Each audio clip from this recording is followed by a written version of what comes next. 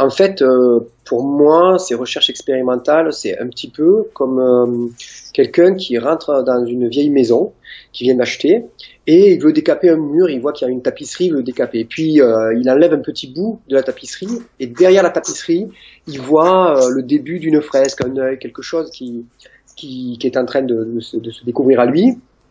Et c'est un peu, ça devient un peu addictif, tu enlèves un petit bout, puis ça apparaît un peu plus, puis un petit bout, puis ça apparaît un peu plus, et donc du coup, c'est comme une recherche de vérité, entre guillemets, et qu'on voit apparaître petit à petit. Donc en fait, c'est ça qui m'a passionné, à ce côté à la fois enquête, découverte, quelque chose d'ancien, mais très très beau qui apparaît comme ça, derrière le vernis, et donc c'est vraiment cette passion-là, en sachant que tout ça, je l'ai fait autour du domaine sportif, puisque moi, ce qui m'intéresse, c'est le domaine sportif.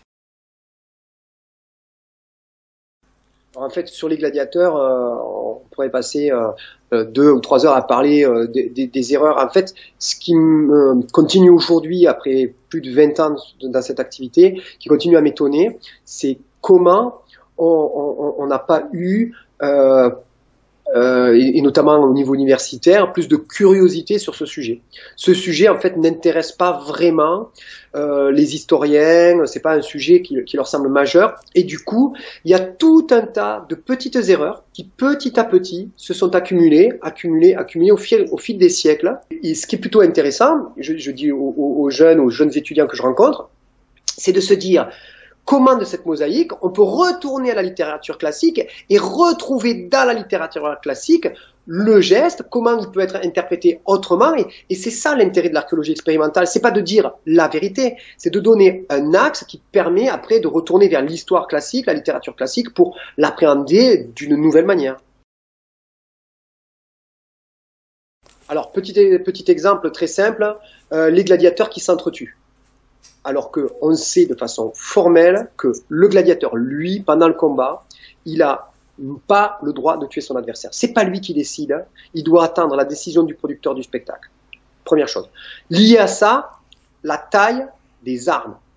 La plupart du temps, les gens voient les armes de gladiateurs comme de grandes épées, de grandes choses qu'ils vont utiliser un peu comme au Moyen-Âge, un grand coup, alors que les armes découvertes à Pompéi, en moyenne, elles font 33 cm. Elles sont très courtes.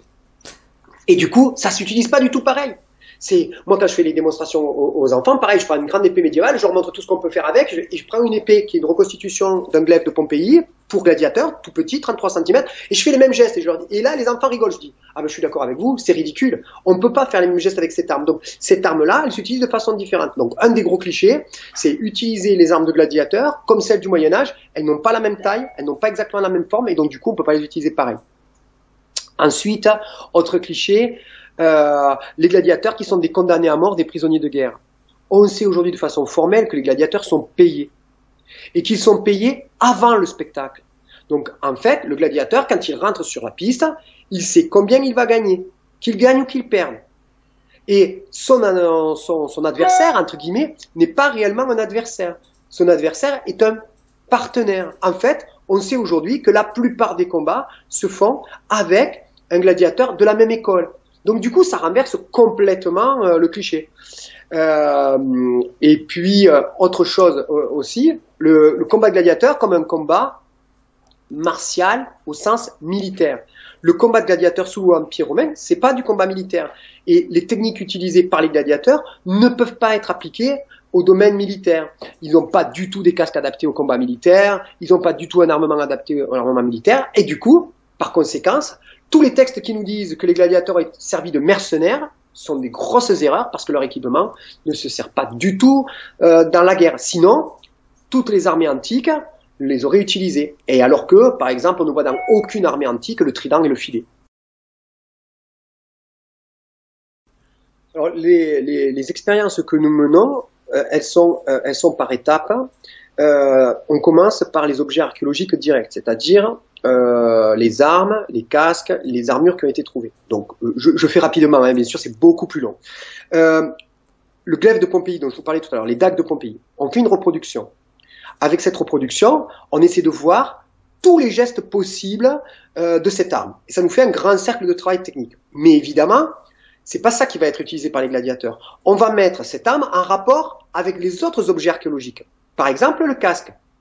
Quand vous voyez le casque du gladiateur, vous comprenez très bien que les grands coups amples, comme ça va poser des problèmes. Donc on fait des tests, d'abord de l'arme toute seule, puis de l'arme face au casque, puis de l'arme face au bouclier, puis de l'arme face au casque et au bouclier, et petit à petit, on monte comme ça la panoplie du gladiateur et on la met en action. Et toujours face à l'arme archéologique, donc face au glaive de Pompéi. Donc du coup, on a comme ça l'archéologie expérimentale de 7 objets. Donc on commence par le glaive, et puis on va comme ça multiplier les expériences. Parmi les choses qu'on a découvertes, grâce à ça, c'est justement les gestes avec les glaives. Un petit glaive, une petite dague de Pompéi de 33 cm, on va pouvoir, si on veut, comme ça dans le vide, on peut faire ça. Mais on s'aperçoit très bien que quand on le met en action face à l'armement du gladiateur qui est en face, ça ne fonctionne pas parce que ça ne touche pas. Alors, on va développer d'autres gestes techniques qui vont venir par-dessus l'armure.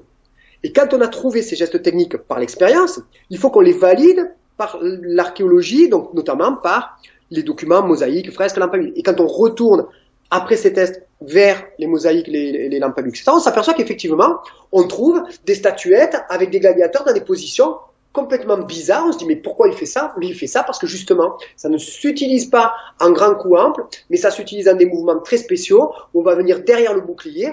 Et alors après, on réfléchit au contexte historique et on se dit, ah mais oui, mais ils font ça parce que ils vont aller toucher dans le dos. Derrière, pourquoi? Parce que tu réfléchis, tu te dis, ah mais oui, ils n'ont pas le droit de tuer. Derrière, c'est une position dans le dos, sur les côtes, c'est une zone qui n'est pas protégée par l'armure, une zone qui n'est pas mortelle, et quand tu es dans un amphithéâtre, c'est la zone que le spectateur voit le mieux, puisque les spectateurs sont autour. Et du coup, tout redevient logique. Donc, l'expérience que nous menons, elle est sur le glaive seul, puis le glaive face aux autres armements, puis tout ça mis en contexte face aux mosaïques, aux autres documents archéologiques, à l'iconographie, et tout ça replacé dans le contexte historique. Donc c'est vraiment par étapes comme ça.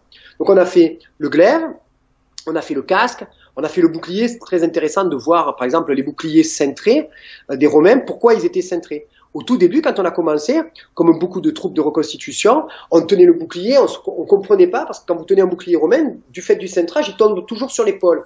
Et on s'est dit, au bout d'un moment, on a fait des tests autour du bouclier, on s'est dit, ah mais s'il tombe sur l'épaule, c'est que plutôt que de combattre ça, comment on pourrait l'utiliser? Et on a commencé à développer des techniques de combat avec le bouclier qui tombe sur l'épaule. Et aujourd'hui, ça paraît évident à tout le monde, mais quand on a commencé à 20 ans, personne ne le faisait. Tout le monde essayait de comprendre pourquoi ces Romains se sont embêtés à faire un bouclier cintré qui tombe sur l'épaule. Et après, on est revenu vers les documents archéologiques, notamment ceux des légionnaires romains ou des gladiateurs, et on a vu que, ah ben oui, tiens, regarde là, c'est exactement le geste qu'on est en train de découvrir. Alors, nous, directement, on fait des publications, c'est-à-dire que moi et mon équipe, on publie directement. Donc, soit des ouvrages sur le thème, soit des articles dans des revues scientifiques ou dans des revues universitaires. Hein. Et ça, de plus en plus. Il est évident qu'il y a plus de 20 ans, quand j'ai commencé, personne ne voulait me publier. Et aujourd'hui, je reçois régulièrement des demandes de publication, d'études de textes, d'études de documents archéologiques, des articles, des documentaires. Donc, on a plusieurs moyens de diffusion de nos connaissances. Les articles. Les articles donc scientifiques dans des revues universitaires notamment. La publication d'ouvrages. Les documentaires, les demandes auprès des conférences auprès des universités, qui sont de plus en plus courantes. On a aussi donc des chercheurs qui sont associés à nous, donc on a plusieurs thèses universitaires qui nous ont cités comme référence, et au sein même de l'équipe, on a aussi des jeunes historiens qui finissent leur cursus et qui sont complètement validés. Donc je pense que c'est un processus très très long. Il y a 20 ans, plus de 20 ans quand j'ai commencé, pour le milieu universitaire, il était hors de question d'accepter ces recherches expérimentales. Puis, on a commencé à les faire accepter. Dans les années 2005-2006, on a commencé, quand moi j'ai publié mon premier ouvrage, ça a commencé à être un peu accepté. Des premiers chercheurs universitaires m'ont m'ont contacté, on a été référencés dans les thèses notamment de Gérald Cariou, de Kevin Cazet qui est maintenant conservateur au musée de Metz, et puis comme ça de plus en plus. Et maintenant, on a nos propres publications, ces universités qui viennent nous chercher et des étudiants. Donc, je pense que dans 5 ou 10 ans, nos travaux, mais pas que les nôtres, tous les travaux d'archéologie expérimentale seront largement reconnus et cette pratique sera aussi codifiée. Moi, je travaille régulièrement avec des jeunes chercheurs pour codifier, organiser et structurer correctement l'archéologie expérimentale. Parce que ce qui fait défaut à l'archéologie expérimentale encore aujourd'hui, ou à l'archéologie du geste, puisque moi je différencie bien archéologie expérimentale, archéologie du geste, il y a plusieurs formes expérimentales, c'est que beaucoup de reconstituteurs, beaucoup de troupes d'amateurs qui sont passionnés d'histoire vivante se prétendent de l'archéologie expérimentale. Et ça, c'est un peu le défaut de la cuirasse, c'est que comme c'est pas encore très bien formalisé par le niveau universitaire, tout le monde peut se prétendre de l'archéologie expérimentale et c'est difficile de faire la différence entre les gens sérieux, enfin pour ceux qui regardent de façon juste apparente, les gens sérieux et puis les gens pas sérieux. Donc je pense que nous on œuvre pour ça, pour que de plus en plus ça soit reconnu, de plus en plus ça soit bien formalisé et que on puisse dire voilà, ça c'est l'archéologie expérimentale, ça c'est l'archéologie du geste, ça c'est des expériences scientifiques et le reste voilà. Mais ça va arriver. Je pense que dans 10 ans, ces questions elles ne se poseront plus parce que dans les cursus universitaires, on aura réellement placé l'archéologie expérimentale.